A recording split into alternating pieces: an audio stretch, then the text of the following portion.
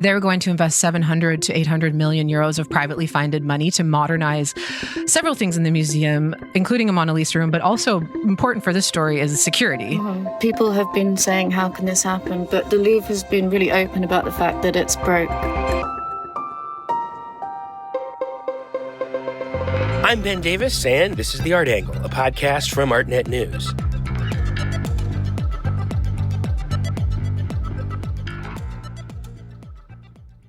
It's been a really dizzyingly busy October, and as is custom, we are ending the month by talking about three of the biggest topics. I think we have a palette of three stories that give a sense of how head-spinning it was.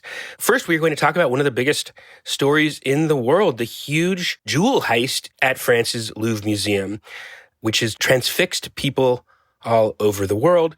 Second, it's been a busy few weeks in the European art world on top of the Louvre heist with both Art Basel Paris and Frieze London. Our reporters were there, so we're going to check in on what the news from the art biz is.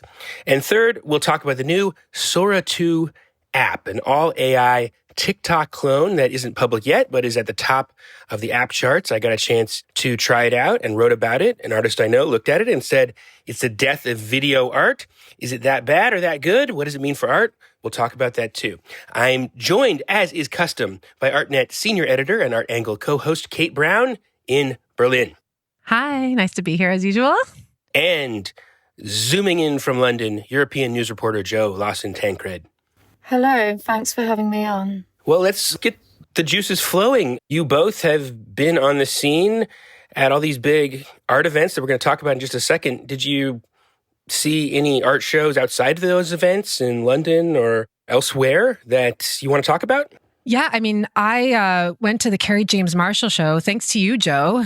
You insisted that I went. It was right before my flight, and Jo was like, you must go see this show. And so I went. It's always so tight when you're running around these fairs, and London is woefully spread out. And it's the largest retrospective of his work to come to Europe. And it's this monumental history painting show, as is, classic Marshall. It just was really remarkable to see the continuity of his work, over 4 decades. And I think if I would highlight one thing, what was most striking to me about the show, which was curated by Mark Godfrey, was this Africa Revisited room, which was a bunch of new paintings that were exploring the role that Black Africans played in the slave trade. And so it presented this really complicating version of the dominant history narratives.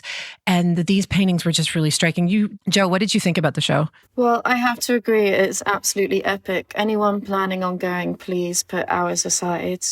I always love a retrospective because I might know an artist for a certain series of works, and just finding out so much more about, kind of as you said, how that develops.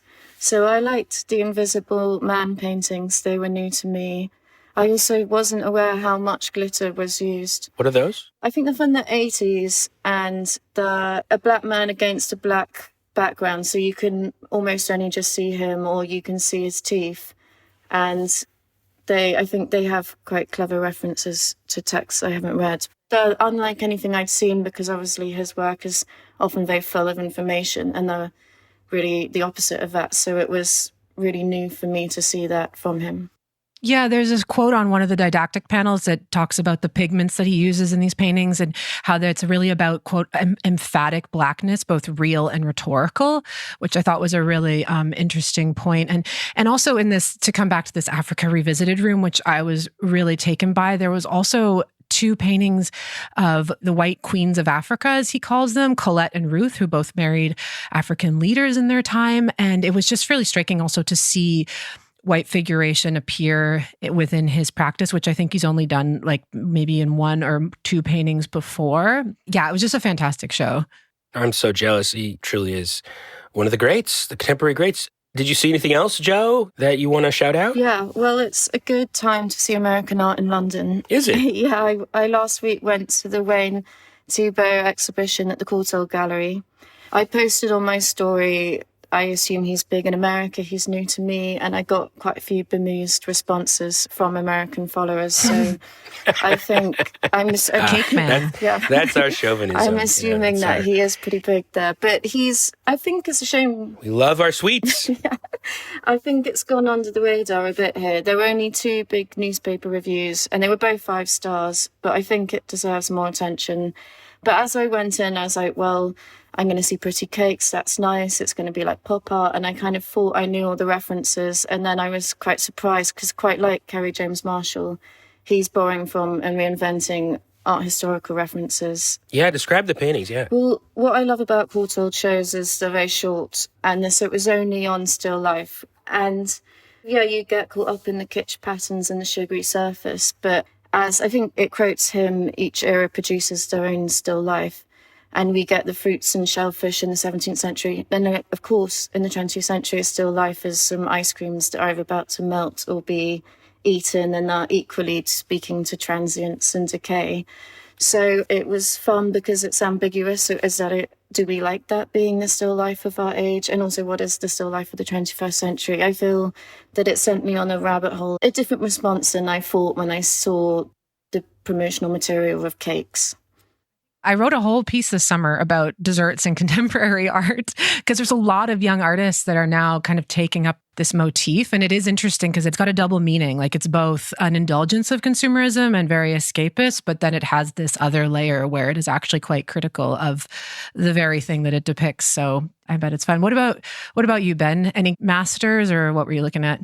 In the contemporary art sphere, I've been trying to get out to the galleries more often to do a little bit these little video reviews that I'm experimenting with. And the very first one I tried, I just on accident went into this space called 125 Newberry in Tribeca. And I saw this show by Max Hooper Schneider, a contemporary artist, younger than the artist you are talking about. It blew me away. I was like, just amazing that you can walk into a gallery and see work of that caliber at random. It has these like mechanical spiders and fountains in it and these haunted dioramas and these sculptures of sort of mutated fruits.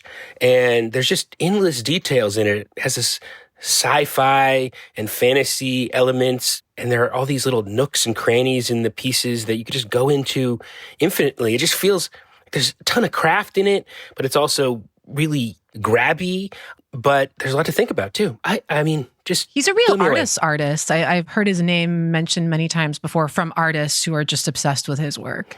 Well, that's interesting you say that because he also seems like, I did this little video post about it and, friends from college were writing me like, wow, that's amazing. Contemporary art looks a lot better than I thought it was. I also saw him. He's in the Site Santa Fe biennial that I talked about on an earlier podcast. His work there is great too. This very dark basement installation of a doll in this tank of water that's being electroplated and these outdoor sand mandalas with these magnetic pebbles constantly moving around in them, making new patterns, like they're animated from within with these lights.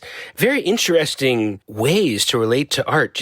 I think he's kind of an emerging contemporary art big figure. I would put my chips on him. Well, that's probably promising for him, given that 125 Newberry is run by Arne Glimpscher, founder of Pace Gallery. I believe so. But we've got so much to talk about, and I want to get to it all. So, Kate, I'm sure some people at home, if they were putting their chips on us, they'd be betting that we'd be talking about the Louvre heist today, right? I mean, this is a huge story. The Louvre got robbed. Yeah, for sure. Yes. So in case anyone's been living under a rock or has had their phone on airplane mode, the Louvre heist went down a few minutes after the opening of the Louvre to visitors on Sunday, October 19th. 4 suspects parked a vehicle mounted with a mechanical ladder on this road bordering the Seine, and they used it to access the Gallery of Apollo, where they cut in through a window. And once inside, 2 suspects evacuated the rooms and broke display cases containing crown jewels of France. As we record this, we still have no idea where the jewelry is. 2 suspects were captured this last Sunday and supposedly gave partial confessions. That news actually came out in the form of a leak. 5 more were picked up just on Wednesday. Supposedly, some of those in custody now are part of the actual group who did the heist. I'm sure more details will be coming out all the time. Actually, one of the things I think is interesting about this story is that there are like 100 detectives working on this. This is a huge $102 million heist. The detective in charge of the investigation actually said that she was very upset that it had been leaked, that may have undermined the ongoing attempt to capture and recover these jewels. So there's an interesting way that the tremendous media attention around this story is actually a part of the story as it unfolds. And jewels are typically not insured, so that even that like valuation is kind of an estimation, like they're truly priceless. But jewels often get stolen because they can get broken down more easily. Like you can't really like cut a painting into a different shape and like resell it in the way you can with a diamond or a sapphire. And so I think, the concern is that the closer that they get to these suspects and the more press attention, the more chance that these are going to be destroyed forever. But I do think that the whole thing has some really tragic timing. I mean, Jo, I know you've been covering museums in Europe quite a bit, and the Louvre was on the cusp of this major, quote unquote, like Renaissance project where they were going to invest 700 to 800 million euros of privately funded money to modernize several things in the museum, including a Mona Lisa room, but also important for this story is security. People have been saying, how can this happen? But the Louvre has been really open about the fact that it's broke. And even when it doesn't want to be open, it's been accidentally open, as earlier this year, when the director pleaded to the French government in a private letter, help us, and that got leaked. And then Macron said, okay, I am going to do a big fundraising effort. We've got to sort this out. So it was very aware of these problems.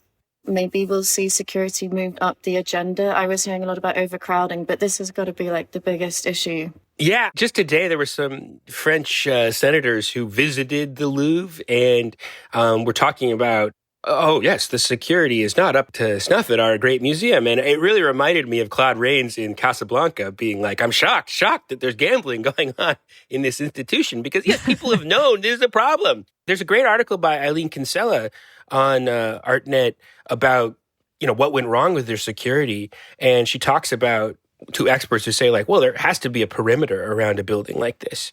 And there's no perimeter. So like when there's construction going on, there was really no way to tell that anything was out of joint because in a very cinematic way, these thieves broke in dressed as construction workers using a basket lift to break in and then raced away on motorcycles just before the authorities arrived. I have to say, though, they did make quite a few mistakes, right? Didn't they drop one of the crowns and then they left a helmet behind? It looked really slick when we first heard about it, but I feel like more details are emerging that are showing that it was a bit of a hack job. They did better than I could do, I'll tell you that. Yeah, I like that bit in the article you reference where they say you've got to treat anything that could be used as a raw material like cash, and you don't put cash in a upstairs gallery in a glass case near a window. And I think they've now moved all of the jewels into the Bank of France underground vault. And I don't think they'll be making a mistake like that again. They probably can't put the stuff on the perimeter of the building. Right. Yeah. Another thing that was interesting in Eileen's piece was that it's possible that this was a shopping list. One of the jewelry experts, I believe, said that, the Regent diamond is in that gallery, but they didn't touch that. So there was some speculation about whether they were after specific things and how strategic it was. I've read that also that's because a lot of these items that they took were easier to break down. Although I go back and forth because I read the jewelry experts Eileen talked to, and they are more skeptical than I thought of this idea that they're going to be broken down for parts because they were saying that they are antique cuts of diamond. Like you'd have to lose a lot of their value and have to pay a very expensive expert who knew how to cut these kind of diamonds. So, God knows. This was a big story, but another big story within the story for me was the way that the internet just became obsessed with the Louvre heist. Like there were so many memes, there was marketing, companies got involved and used it for their marketing campaigns. Yeah, you were what telling do you guys me make of all that? There was a German ladder company that got its nose in the trough. Well, the ladder company that makes that ladder that they used had an ad that said, when you need to move things fast, and just literally took Associated Press image for their campaign, which is crazy. And IKEA also did an ad. Amazing. I'm interested in the theory that it's a criminal network operating across French museums. I mean, there was another theft on the same day of hundreds of thousands of pounds of silver and gold coins, and then loads of raw material stolen from the Natural History Museum in Paris last month. And now they're starting to think these are all connected, which would be crazy. That's interesting to learn, because there were two heists in Germany, the Bode Museum, where that big 220-pound Canadian gold coin got taken in with a wheelbarrow. And then there was the Green Vault heist in 2019. Some of the suspects were connected in those two heists. So, And it is interesting to note that these are jewel and gold thefts. They're not art thefts, because art is very hard to unload. These items were priceless. These are treasures of the French nation that relate to Napoleonic history. However, we don't know whether it was a shopping list, whether there's some, secret collector who is a huge Empress Eugenie fan. But it seems at least very possible that it's about raw materials, like that these are being viewed as raw materials. Because, the one that I think of is the theft of Maurizio Catalan's golden toilet from Blenheim Palace a few years back, true. Which is a solid gold toilet that's conceptual art joke. And that was not stolen for some secret conceptual art fan. It was stolen to melt it down for gold. yeah, and then you can move it so easily. It's true. A lot easier than moving that toilet before anyway. It's quite heavy. When I first heard that it happened at 9:30 a.m. in the morning and not at night, that really stunned me. And then one of the things, as I've looked into it, that stands out to me is that might be a suggestion that supports your idea, Joe, that it's some sort of professional ring, in that they seem to have known that would be a good time to do it, in that that's just when the museum is opening. So they're crowds coming in from one side, and so security is preoccupied with that. And also there are security regulations that guards have to protect visitors first and the art second, which is exactly what they did. They took 4 minutes to get the stuff, which is a little bit long for a heist in a way, even though it seems fast to us. But they seem to have known exactly how to leave themselves a window. So there's a lot of talk about whether or not it's an inside job. God knows. We'll find out, Stay tuned. Yeah, I think that theory is true, but I reckon there must be a part of them that wanted to cause a scandal, which they did very well. Interesting. Well, watch the site. We'll update things as they happen. The French are very discreet. They actually think that Americans are really barbaric in how they parade suspects in front of the cameras before they're even accused. That's the law, actually. I think you can't until someone's convicted. Well, yeah. I tend to agree with him. I think that's it's exactly the kind of media frenzy that would potentially lead to a lot of false arrests. And I'm not sure how much you can trust the authorities. But in any case, keep your eyes on the site. I think we should move on to more benign goings-on, hopefully. I don't know. But, Joe, there were art fairs in Paris most recently, and then in London where you're based. And Kate, you went to London, right? And so we want to check in on the state of the art market. What was the news from this month of art events? Well, I think the news from both fairs is somewhat promising given how unpromising things have been looking lately in the art market. There were reported signs of some recovery, better mood, better sales.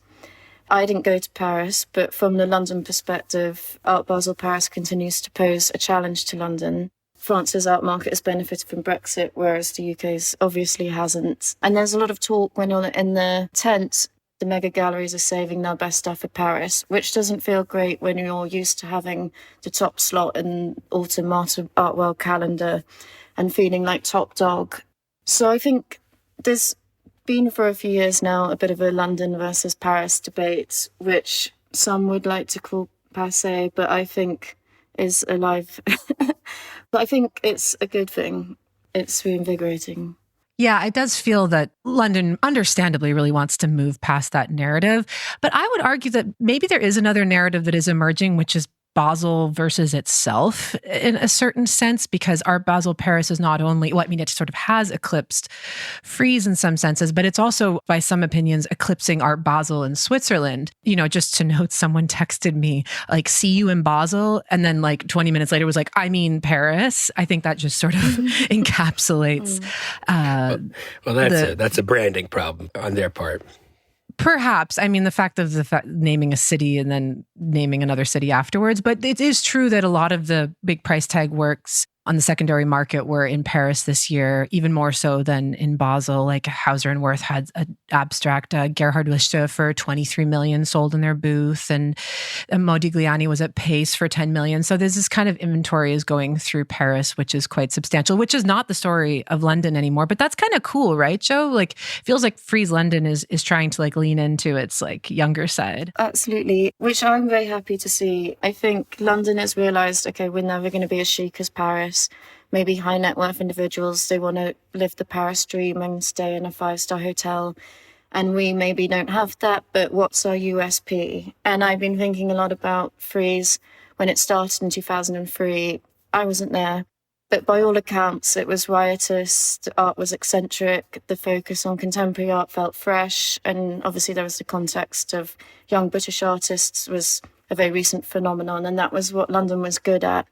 2 decades later, there's a lot more fairs, but there's a lot more homogenization and fatigue. So I think London has, well, last year it flipped the format and it put fresher, younger galleries at the front, and they had to do solo booths. And a lot of those booths were the talk of the fair. I think people taking pictures of them.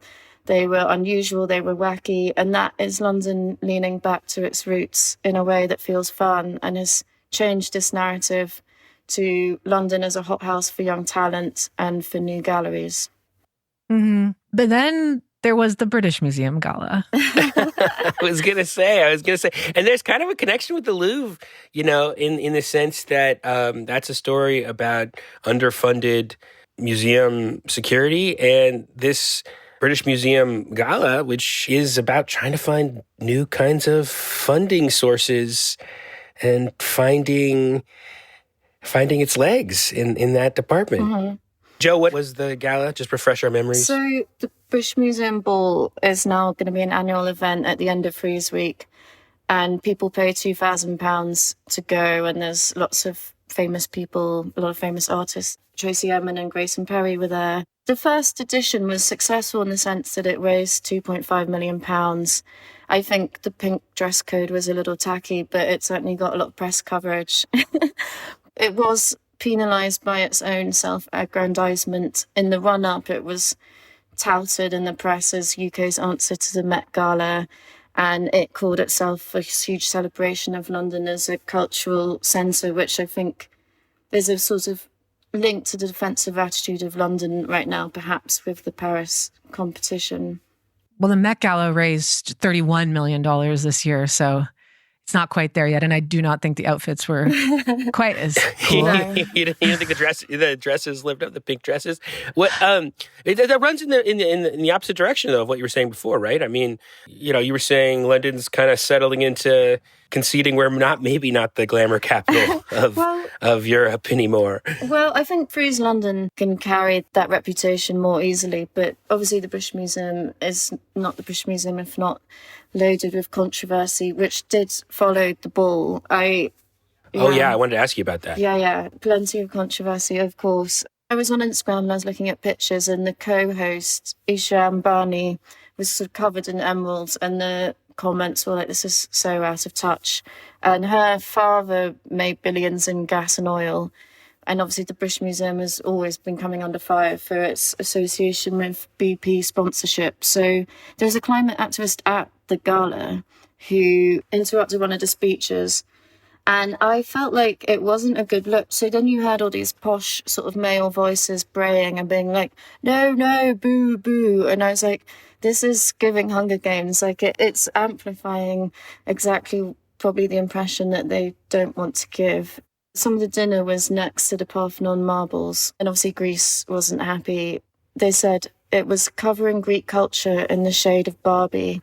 Greece contests the British Museum's possession. So that's like an ongoing thing. Relations are supposed to be better between Greece and British Museum as they're trying to find a solution. But I was thinking if Greece took off with all of our Turners and Gainsboroughs and then paraded around in fancy dress in front of them, we probably wouldn't be very happy either. So I don't think that's helped things.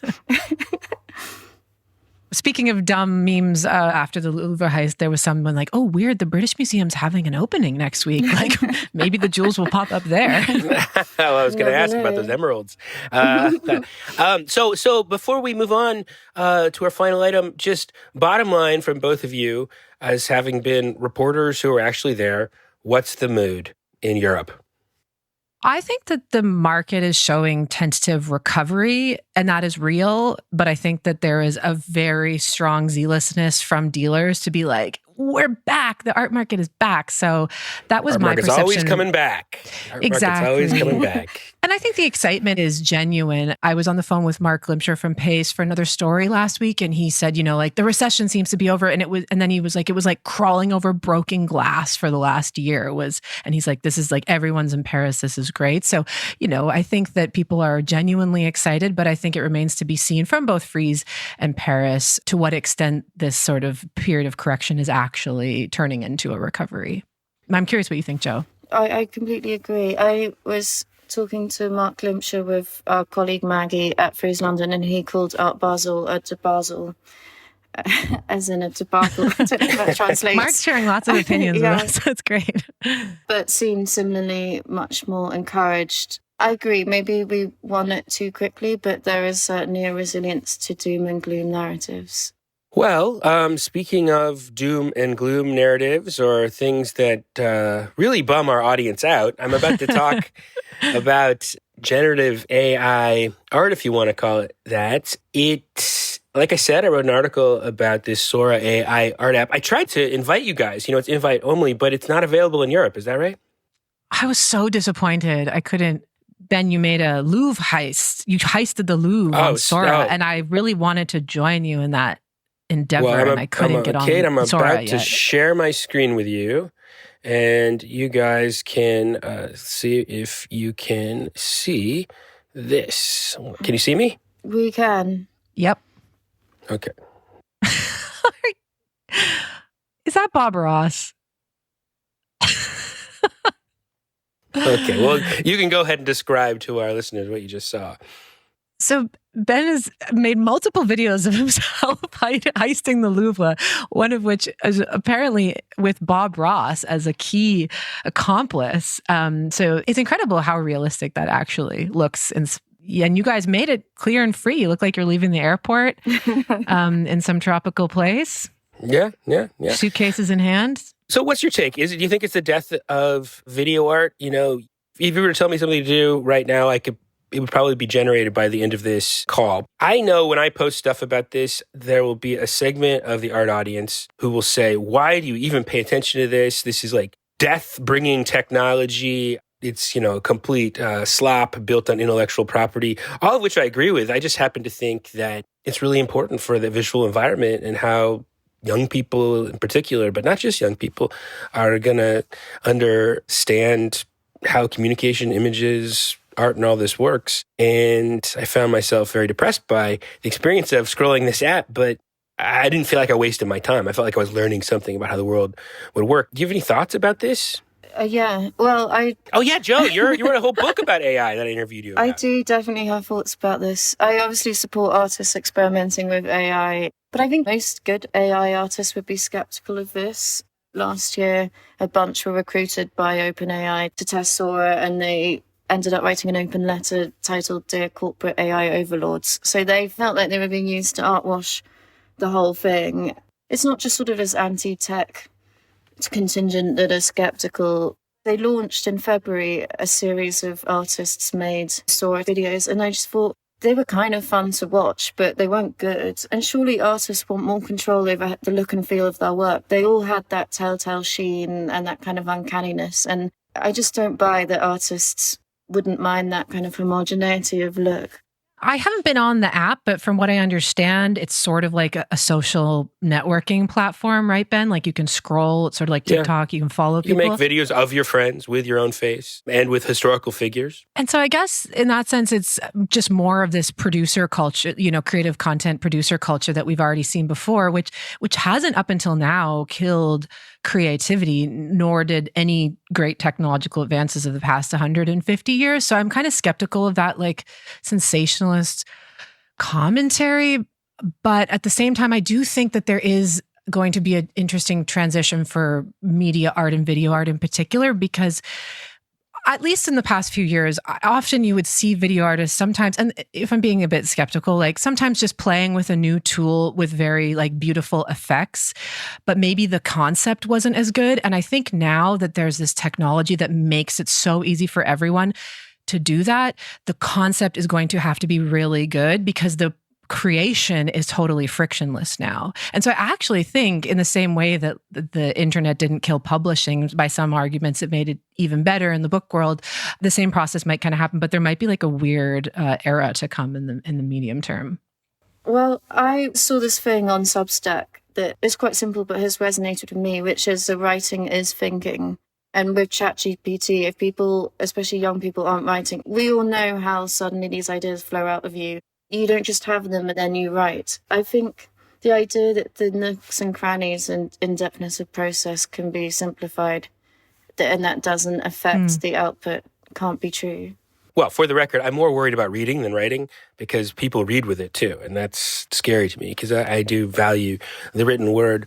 I think when you play around with this app, and you will see when it comes to Europe, as it is coming, its shark fin is in the water approaching, if you let it, is that it's really trying to de-skill being funny. I mean, you can do all kinds of controlled things and you can like storyboard 10 seconds, but everything that I showed you in that clip of me and Bob Ross doing the Louvre heist and then going to Art Basel, or Art Basel, as my friend Bob called it, I didn't write any of that. I said the basic outlines of it, and it does all the dialogue, it does all the settings, it riffs on your idea by adding in jokes and gags. So it just can't help but affect what people find funny. It's just like eating a ton of Skittles, I think it's going to turbocharge people's alienation from digital stuff. And so in that sense, I mean, I think there's plenty to be done on the digital front, although I think the context where things appears is ever more important when, you have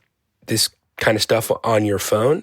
But I do have some hope that it pushes people back towards process. That's where I go with my article about this for people who just don't want to read a doom and gloom article about AI and creativity. I do have a little bit of a positive spin on it, whereas I do feel like, and that's why I focused on Bob Ross, because even though he's kind of a kitsch figure and people love riffing on him, I think a lot of digital people liked watching Bob Ross as kind of therapy because you were watching a person paint.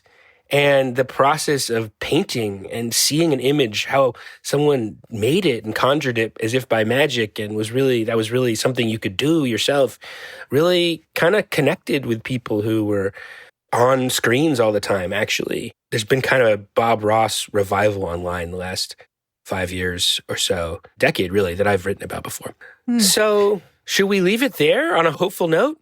Yeah, I mean, I'm waiting for my Sora invite to be accepted, so I can't wait to play on it. I'll try and move it along. Well, thank you so much, Jo, for joining us on the podcast. I love having your voice here. Thank you so much. It's been really fun. And Kate, I love to talk to you and see you. Always a pleasure. That's it for this week's episode. If you like what you've heard, you can subscribe to the show on Apple Podcasts, Spotify, or wherever else you get your podcasts. Also, please take a moment to rate and review our show. It helps other listeners discover what we're doing. The Art Angle is produced by Sonia Manilil, with contributions from Kate Brown, Ben Davis, Caroline Goldstein, and Naomi Ray. Thanks for listening, and see you next week.